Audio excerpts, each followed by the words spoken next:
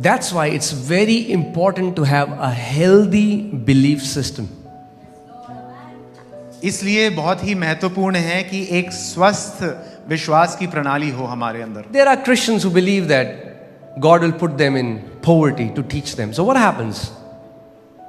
Jesus told people, let it be done unto you as per, not as per, he didn't say, let it be done unto you according to what I want, but he said, let it be done unto you as per your faith. So whatever you're witnessing right now is happening to you according to your faith. कई लोग इस प्रकार से मानते हैं कि यीशु हमें गरीबी में इसलिए रखता है ताकि वो हमारे जीवन में कुछ सबक सिखा सके, लेकिन यीशु ने कहा तुम्हें अपने खुद के विश्वास के अनुकूल मिलेगा. Our entire behavior is motivated by a belief system. हमारा जो व्यवहार है वो भी प्रेरित होता है हमारी विश्वास की प्रणाली के द्वारा. Amen. And that's what I'm telling you. If you can pay attention there and align your believing according to the word of God, your life will be filled with fruits. अगर हम अपने जीवन में सच में फल देखना चाहते हैं, अच्छे फल, तो हम अपने विश्वास की प्रणाली वचन के ऊपर आधारित कर दें. And today I'm going to teach you how easy it is to believe right. It's easy. और मैं आज आपको सिखाना चाहता हूं कि सही विश्वास करना सरल है. Amen.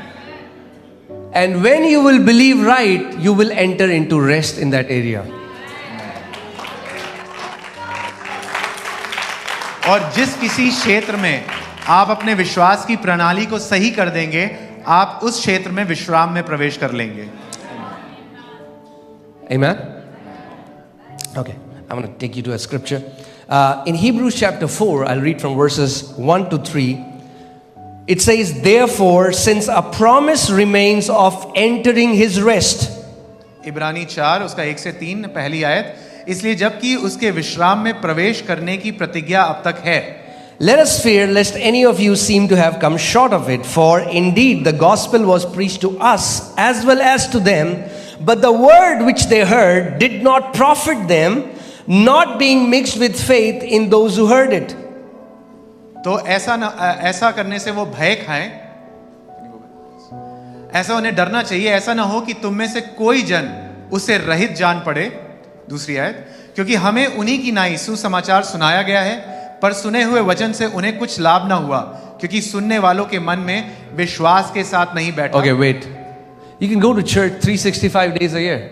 But what you are hearing, if you don't mix faith with it, you have just wasted those hours. आप यहाँ पर आते हैं, आपने वचन सुना, लेकिन अगर आपने उस सुनने में विश्वास नहीं मिलाया, तो वो सारा समय आपने बर्बाद कर दिया. Christians miss the most important thing in their life, and that is hearing.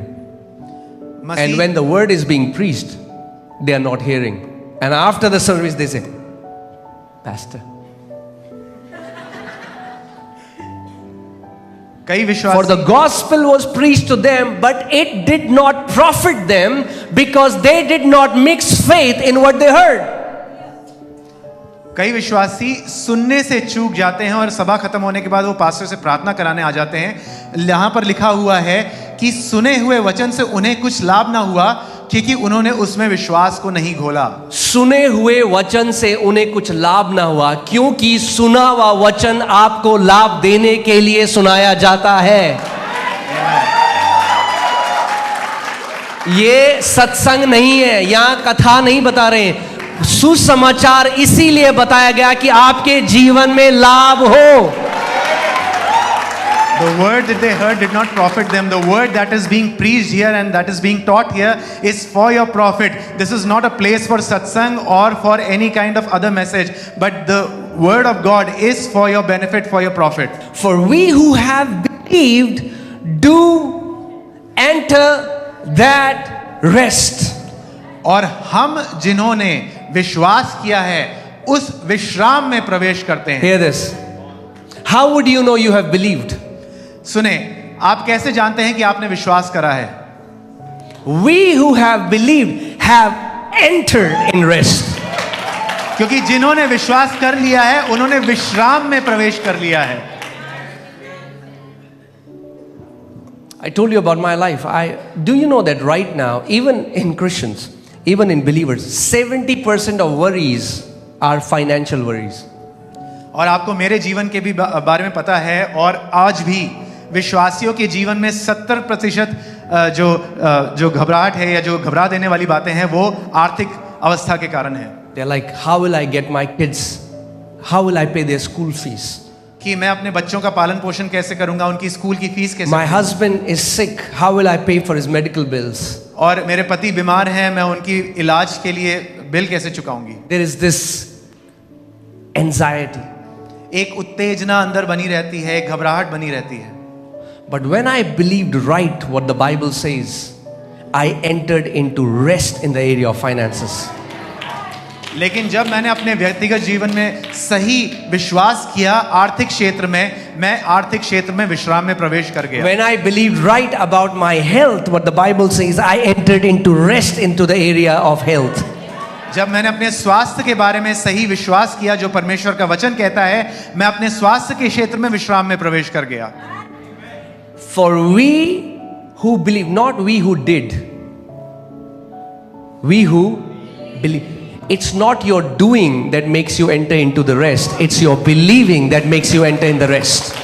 यहाँ इस प्रकार से नहीं लिखा हुआ है कि उन्होंने जो किया उससे वो विश्राम में प्रवेश किए, नहीं, ऐसा नहीं लिखा है। यहाँ लिखा है कि जिन्होंने विश्वास किया है वो उस क्षेत्र में विश्राम में प्रवेश कर गए।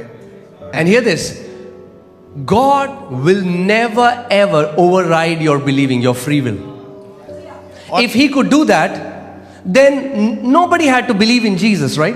Why does the Bible say believe in Jesus to be saved? If God can override your believing, everybody would be saved right now. तो परमेश्वर कभी आपकी सुइच्छा के परे काम नहीं करेगा, वो आपकी सुइच्छा से अलग काम नहीं करेगा। अगर ऐसा होता तो हमें यीशु की जरूरत ही क्या थी। लेकिन परमेश्वर हमारी इच्छा के अनुसार ही और हमारे विश्वास के अनुसार ही काम करता है।